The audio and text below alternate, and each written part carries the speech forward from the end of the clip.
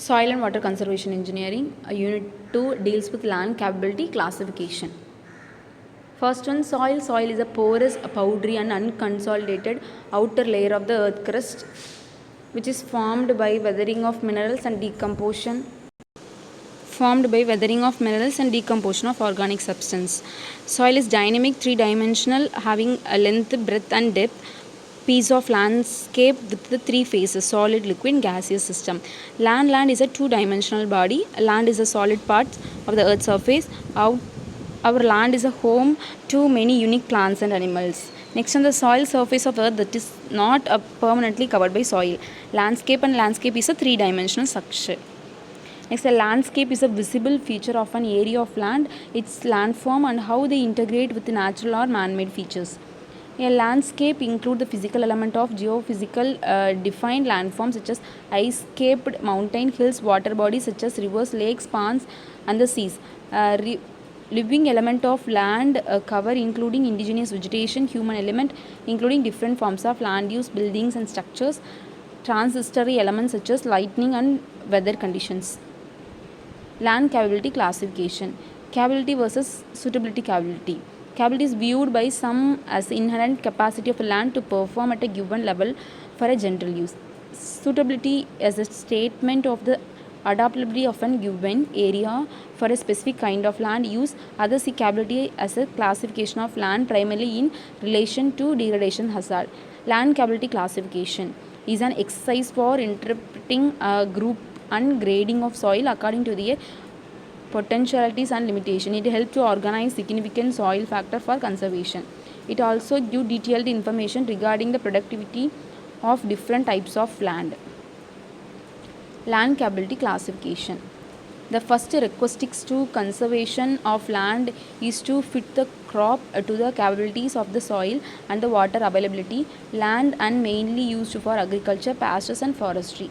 Improper selection of land for agriculture use and lack of management measures is in accordance with its capabilities greater deteriorate to the soil. A use and factor affecting land capability classifications are identification of different groups of land suitable to different types of protection and mapping of broad type of agriculture land suitability.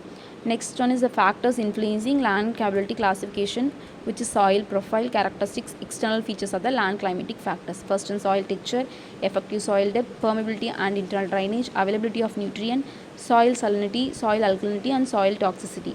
Waterlogging, slope and erosions are the factors that determine land capability and limit the land for particular use only. Rainfall, temperature and wind velocity are important components that determine the land capability classes. Land capability classifications are divided into land capability class, subclass and capillary unit.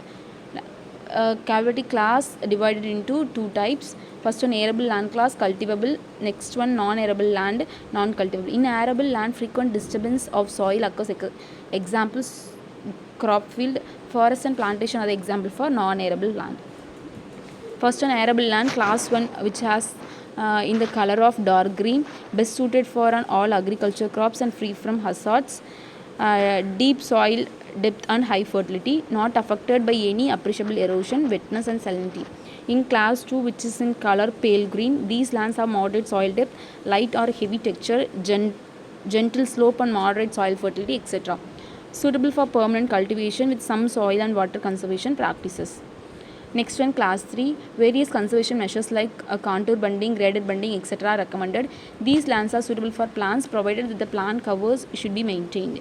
Next one, class 4, which is in color pink, suitable only for occasional or limited cultivation because of unfavorable soil characteristics, slope, erosion, depth, drainage, adverse climate, etc. Engineering measures are recommended here. Next, in non-arable land, class 5, which is in color blue, these lands have the potential to become class 1, but due to particular problems like hazards, they can't fill the characteristics of class 1. Next one, class 6, which is in color orange, these lands are suitable for horticulture crop like mango, coffee, guava, cashew nuts, etc. Grazing should be regulated to preserve the plant cover. Next one, class 7, which is in the color red. These land has severe limitations to use for grazing and forestry. Generally, lands are droughty and swampy, having very steep slope, rough, stony or very severely eroded, infected with gullies. Class 8, which is in the color purple and violet. Plants are very rough, not suitable for woodland or grazing.